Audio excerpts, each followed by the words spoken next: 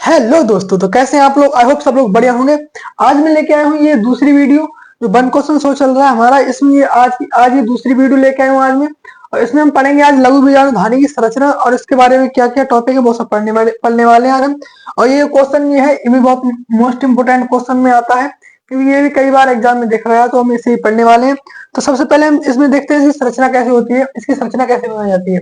तो सबसे पहले लघु बीजाणु ध्वनि की संरचना बनाएंगे, उसके बाद में देखेंगे मतलब इसमें क्या क्या प्रोसेस है वो सब देखने वाले हैं। तो सबसे पहले हम लघु बीजाणु ध्वनि की संरचना बनाएंगे।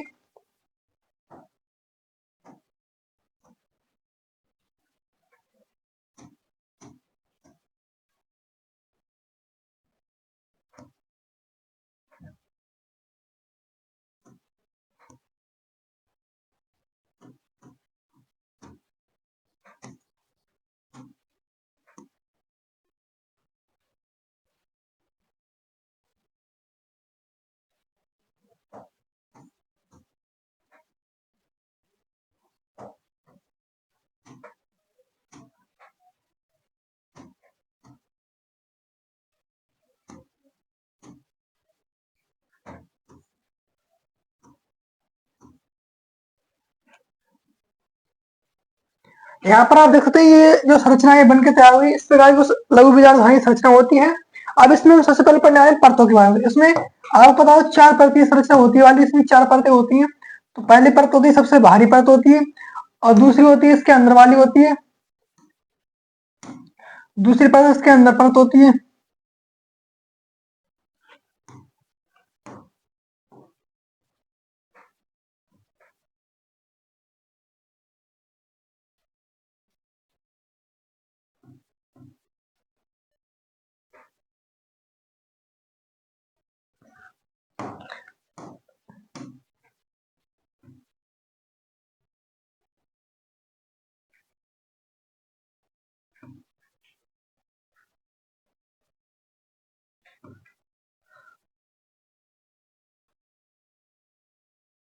इस प्रकार कुछ एक परत हम सिर्फ इधर वाली बनाने वाले, ये इस साइड की परत बनाने वाले हैं। तो इसमें हम देखते हैं सबसे पहले कौन कौन सी परतें हैं। तो पहली जो सबसे बाहरी परत होती है इसे कहते हैं बाह्य त्वचा, इसे कहते हैं बाह्य त्वचा।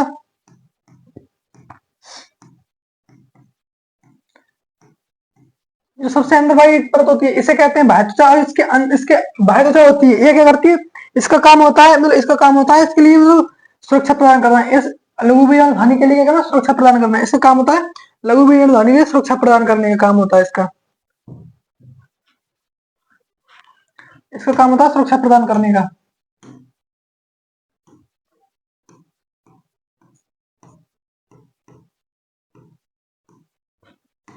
यह करती है, सुरक्षा प्रदान करती है।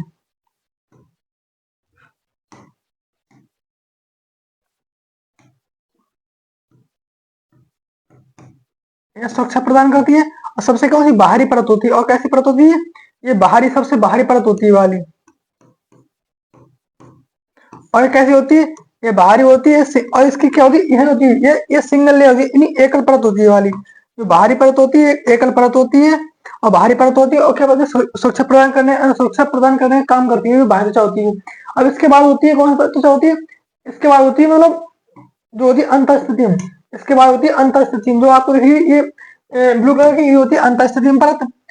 ये परत होती है, ये व्हाइट कलर की परत है, जो व्हाइट परत है, जो व्हाइट कलर की परत है ये क्या होती है, अंतःस्थितियम परत होती है। इसे कहते हैं अंतःस्थितियम।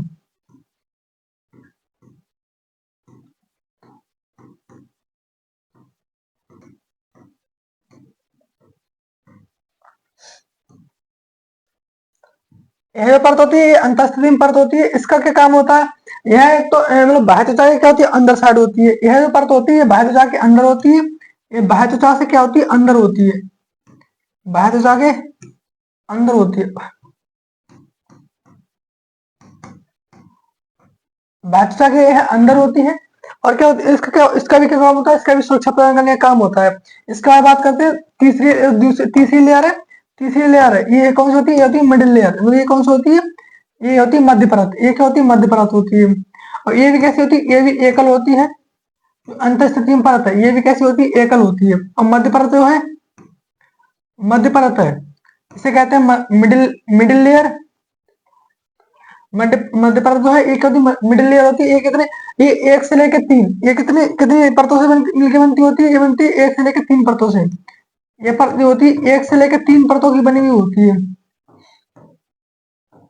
ये एक से लेकर तीन परतों की बनी हुई होती है। और ये क्या होती है, टेप्टम के और टेप्टम और अंतःस्थीय के बीच में होती है, ये सबसे लास्ट में होती है टेप्टम। सबसे लास्ट में आपको दिख रही है ये गोल गोल, ये है, ये कौन सी परत है, ये गोल गोल जो है ये क्या है, ये टेप्टम परत है। ये कौन सी परत है, ये चौथी परत है टेप्टम, ये तो टेप्टम परत है, ये टेप्टम परत है। और टेप्टम परत का क्या काम होता है, इसका बहुत बहुत मेन काम होता है, क्योंकि ये क्या है, ये पहली बात तो क्या होती है, ये बहुकेंद्र की परत होती है। कैसे होती है, बहुकेंद्र की परत होती है वाली, बहुकेंद्र की,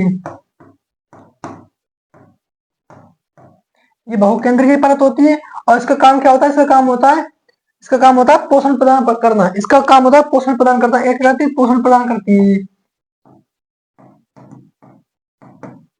ये पोषण प्रदान करने का काम करती है। और इसमें क्या होता है, इससे स्पोरोपोलिन में पदार्थ होता है, जो मैंने कल की वीडियो में पढ़ा था स्पोरोपोलिन, इसके द्वारा टेप्टम के द्वारा स्पोरोपोलिन का निर्माण होता है, इसके द्वारा किसका निर्माण होता है, स्पोरोपोलिन का। स्पोरोपोलिन का निर्माण किससे होता है, इसी टेप्टम द्वारा होता है।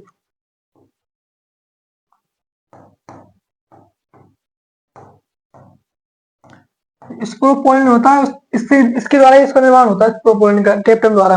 अब ये चार परत होती है, कौन कौन सी, एक पहली परत होती है वाली, पहली परत है बाह्य त्वचा, और दूसरी है अंतःस्थियम, तीसरी है मध्य परत, और चौथी कौन सी है, चौथी है टेप्टम।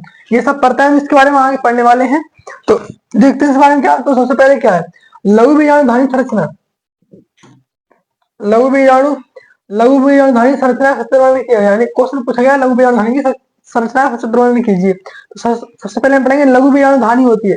लघु बीजाणुधानी एक बेलनाकार संरचना होती है, जो प्रत्येक परागकोश के दोनों स्तरों पर होती है, दोनों साइड होती है, बेलनाकार संरचना होती है। यहाँ पर इसकी संरचना निम्नलिखित भाग होते हैं, इसकी संरचना निम्नलिखित भाग होते हैं, इसमें चार क्या होते हैं, चार आवरण होते हैं।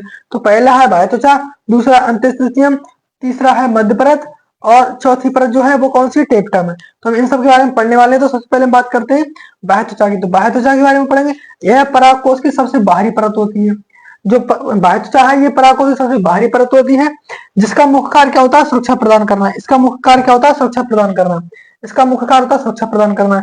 इसके बाद बात करते हैं एंडोस्टेरियम की, जो अंतःस्थियम है, इसकी बात करें तो इसमें क्या होता है, यह बाह्य त्वचा के भीतर होती है। तो बाह्य त्वचा होती है, इसके भीतर क्या होती है, अंतःस्थियम होती है।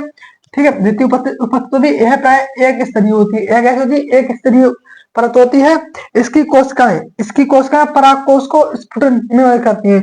जो अंतःस्थिति होती है, इसकी कोशिकाएं क्या करती हैं, जो परागकोश का स्फुटन होता है, फटता है, उस समय पे क्या करती है, मदद करती है, स्फुटन में मदद करती है, नहीं फटने में मदद करती है। ठीक है, और क्या करती है, परागकणों की क्या करती है, परागकणों के लिए क्या करती है, मुक्त करती है, स्फुटन करके परागकणों के लिए मुक्त करती है। इसके बाद बात करते हैं हम मध्य परत की। तो मध्य परत मैंने आपको बताया था एक से लेकर तीन परतों की बनी हुई होती है मध्य परत। मध्य परत में एक से लेकर तीन परतें होती हैं, ये पतली कोशिकाएं होती हैं। ठीक है, क्या होता है, इसकी कोशिकाएं प्राय नष्ट होकर बीजाणु जनन ऊतक होते हैं, उनके लिए करती है पोषण प्रदान करने का काम करती है। जो मध्य परत है इसकी कोशिकाएं नष्ट होकर जो बीजाणु जनन ऊतक है उनके लिए करती है पोषण प्रदान करने का काम करती है। इसके बाद बात करते हैं हम क्या, टेप्टम की। टेप्टम होती है सबसे आंतरिक परत होती है। तो यह परागधानी की सबसे भीतरी विशेष परत होती है। सिर्फ इसकी कोशिकाएं लंबी होती हैं और बड़ी भी होती हैं, और बहुकेंद्र की होती है। कैसी होती है, यह टेप्टम है, ये बहुकेंद्र की होती है। अब इसकी कोशिकाएं लंबी भी होती हैं, बड़ी भी होती हैं, और बहुकेंद्र की कभी टेप्टम होता है। इसका बात करते हैं हम टेप्टम कार्य की। तो यहाँ पे दे रखा है टेप्टम के कार्य कितने हैं, तो देखो यहाँ पे परागकणों को बाह्य व्यक्ति, जो परागकण है, परागकण के बाह्य व्यक्ति पर एक तैली परत बनाता है। जो क्या कहता है, परागकण होता है, परागकण के यानी बाहरी साइड में क्या कहता है, एक तैली परत बनाता है टेप्टम। स्पोरोपोलिन नामक पदार्थ, स्पोरोपोलिन जो होता है, स्पोरोपोलिन नामक पदार्थ का निर्माण करता है। जो टेप्टम होता है स्पोरोपोलिन नामक पदार्थ का निर्माण करता है। और इसमें हार्मोन्स का भी स्राव होता है। ये क्या होता है, हार्मोन्स का स्राव होता है, और ये पोषण प्रदान करने का भी काम करता है। जो टेप्टम होता है पोषण प्रदान करने का काम भी करता है। बस यही क्वेश्चन था। अगर आपको क्वेश्चन अच्छा लगा हो तो वीडियो को लाइक करें, चैनल को सब्सक्राइब करें। मिलते हैं किसी नेक्स्ट वीडियो में, क्योंकि आने वाली ये सीरीज बहुत लंबी चलने वाली है, तो आपको हमारे चैनल को सपोर्ट करना है। आपके लिए इसी प्रकार से डेली क्वेश्चन, आपके लिए इंपॉर्टेंट क्वेश्चन मिलते रहेंगे। मिलते हैं किसी नेक्स्ट वीडियो में, तब तक के लिए धन्यवाद। जय हिंद।